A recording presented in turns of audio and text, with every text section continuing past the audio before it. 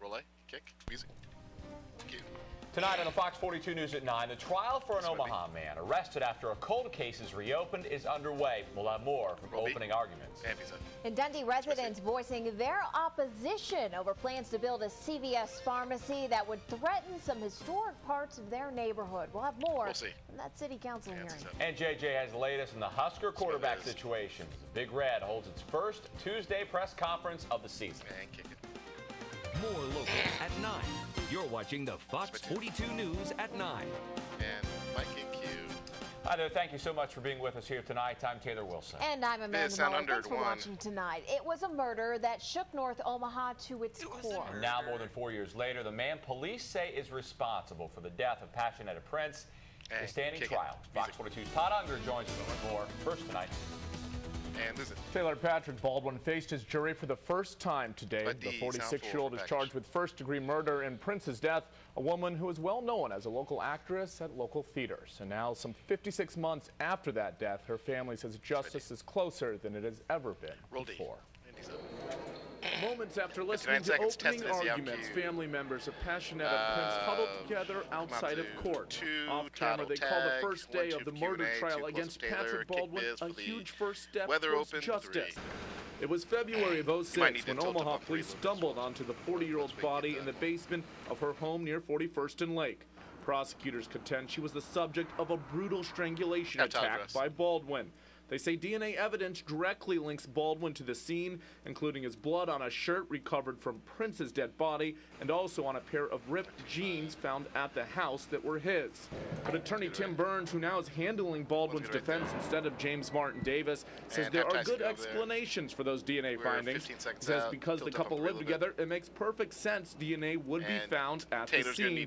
He also questioned police handling of evidence, pointing out that it took them more than 3 years to get that bloody shirt tested. And Mike and Q. Now, when the prosecution begins laying out its case tomorrow morning, a big talking point for both sides actually will be the timeline that's been laid out by investigators. Prince was last seen by someone other than Baldwin early on that Sunday morning, and her body wasn't found for more than 24 hours after that point. Defense attorneys say that is a long time for someone else to have committed this crime, but prosecutors say a drop-off in phone calls will show that Prince was most likely killed when Baldwin was around. And Todd, I know for the family of Passionetta Prince, this must be a long time coming. Finally, some sort of closure? It was. It's been, 4 years in the making. Obviously, they weren't quite ready to go on camera there today, but the case, actually, like for the weather open to 3. It's been the cold case file for a while, and it took a new detective coming on, looking at things, and then this evidence being re-looked at for things to get to this point. Okay, and the trial continues tomorrow. All right, Todd Unger reporting for us. Todd, thank you.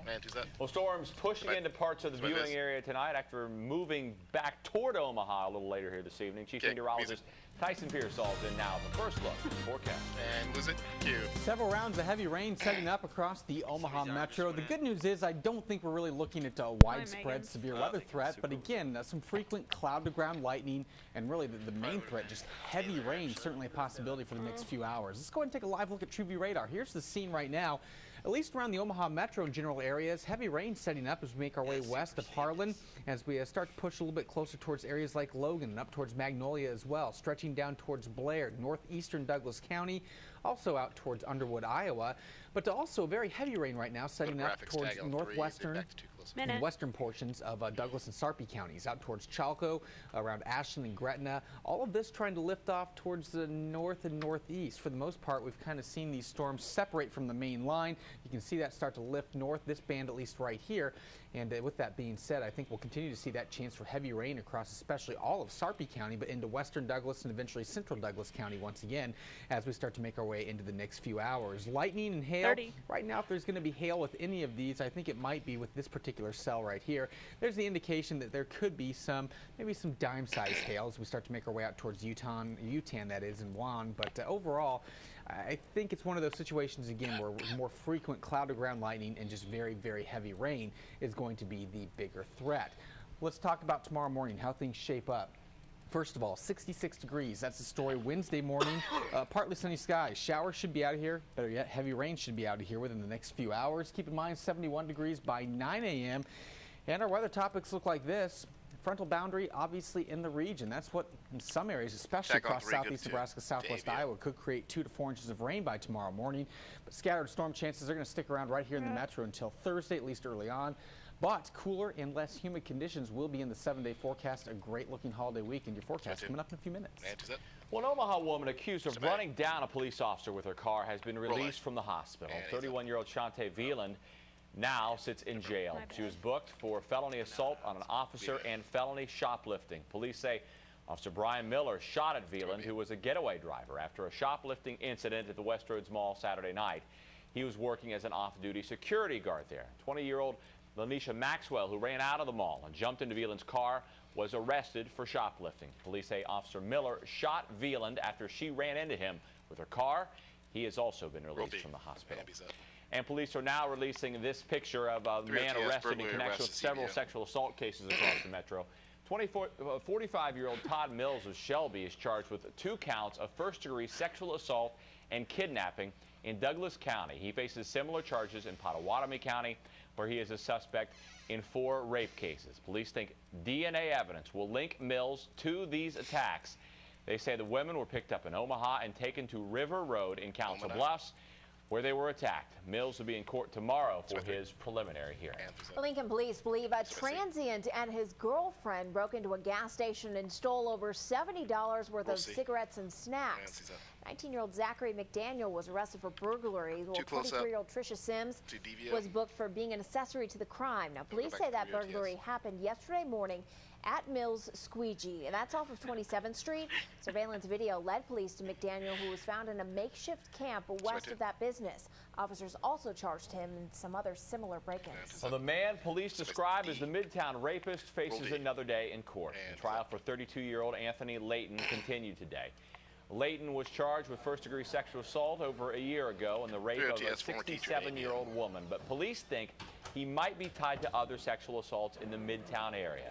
Police say DNA evidence found on a white gardening glove left at the woman's apartment matches Layton's. Police were able to get a swab of Layton's DNA in March of 2009 when they staked out an area near 37th and Marcy Streets looking for suspicious people walking around late at night. They happened to see Layton walking in the area around 2 a.m. He agreed to give them a DNA sample. Police also conducted a search of his apartment. They say they found a piece of paper describing what to do if a person is sexually assaulted. Layton was eventually arrested last August in Kansas City. His trial continues tomorrow morning. A former high school teacher accused of sexually assaulting a teen will spend some time in prison. 38-year-old Joseph Abdallah, who was a teacher and coach at Omaha North, was sentenced to 2 years in prison. He was arrested back in January after the friend of the 15-year-old victim alerted police to some inappropriate text messages that he had sent.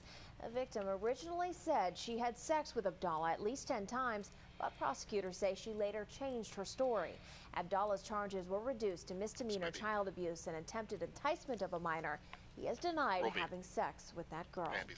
In Omaha, police officer accused of strangling his wife will only spend 30 days in jail for 2 misdemeanor counts of assault. Sean Hayenga was taken into custody in December at his home near 63rd and Parker after officers found his wife with marks around her neck. Prosecutors say Hayenga got into a fight with her after a night of drinking. Once released from jail, he will be placed on probation for 2 years and will have to undergo counseling.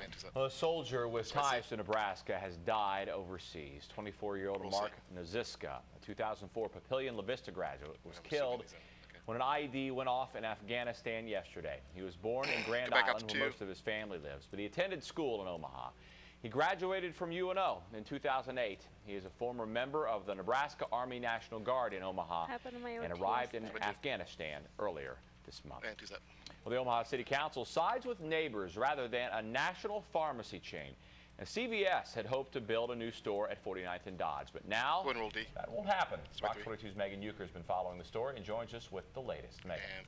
Well, Taylor, residents of the Dundee area turned out by the dozens to speak their mind, even submitting 1,800 signatures to city council members urging them to deny the plan.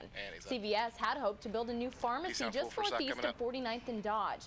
It would have required tearing down 5 homes and other existing buildings. An attorney for CVS said the company had worked on the project for more than a year, meeting numerous times with neighbors and the city's planning department, including making nearly 20 revisions to the store's design. But still, people who live in Dundee express concerns about everything from the history of the area to the size of the pharmacy and parking lot, even the safety of customers turning left across Dodge Street to enter the store. Once these houses are gone, they're gone forever. You know, they don't build houses like these anymore. They're gone forever once they're torn down. Dundee is beautiful, and there's just no reason to slap a building down that is going to end up being vacant. You're going to have massive car wrecks at this location. Some of them may kill people, not just injure, but kill people. Mike and Q. Well, in the end, it was 4-3 with council members Ben Gray, Chris Jerem, Pete Festerson, and Tom Mulligan opposing CVS. The chain's lawyer called the vote disheartening, saying the project complied with city and urban design codes. The way they pick their locations, they pick them for a reason, and now that that location isn't there, they're not going to move down the street. They probably will avoid that entire area of Omaha. But basically, I'm just overjoyed that they understood that it's more than meeting the minimum requirements, that there's more to the development in Dundee, and that there are other options for this site. We don't have to jump at the first thing that comes up. Mike and Q. CVS had invested more than $260,000 to try to get the project off the ground. That includes architecture, engineering, and legal fees. Well, CVS's lawyer says the big loser here is the city of Omaha when it comes to lost sales and property tax revenue, as well as roughly 25 new jobs the store would have created. The chain now operates locations at 144th and Maple and 90th and Fort, with plans for more in the area in the near future. With more local at 9, Megan Euchre, KBTM, Fox 42 News. Council members also giving city employees the option to take a few unpaid days off. In a unanimous vote, the council approved an ordinance authorizing city workers, either civilian or sworn, to take up to 3 voluntary furlough days during the next budget year. That decision would be up entirely to the individual employee, though it would have to be approved by department heads. The measure is designed to help save money in the budget. Iowa Congressman Steve King got a question he didn't expect during a town hall meeting in Sioux City. It was from his Democratic opponent in the race for Iowa's 5th district seat. Matt Campbell was in the crowd and challenged his Republican rival to a televised debate before November's general election. King's answer was no. He was noticeably upset by that unexpected question. He shot back at Campbell saying, quote, "Judging from the fashion you have conducted yourself, you have not earned it." Campbell says he showed up at King's event Monday because he was frustrated. I'm surprised that he said that 24 seconds. He's not going to debate. Represent myself as the you know, frankly, it's part of his obligation. It's part of his job. I feel like he's derelict in doing his job. The fact that he won't hold himself answerable to the voters in a public forum. I know very little about him. I can't identify issues that he's advocating. So I mean, he's going to have to represent himself, and I'll seek to represent myself. Mike and Q. King is in his 5th term in Congress. He hasn't debated any of his previous opponents. Well, it's one of the biggest kept secrets in the state. Who will be the Huskers' starting quarterback? JJ will have more from Bo Pelini. The president addresses the official end of combat operations in Iraq. What he had to say. And fall is quickly approaching. There's nothing better than a warm bowl of soup to beat the cold. we're going to tell you about one secret hotspot that is bringing the soup to you. Close back, switch music. That's where you break in. Clear.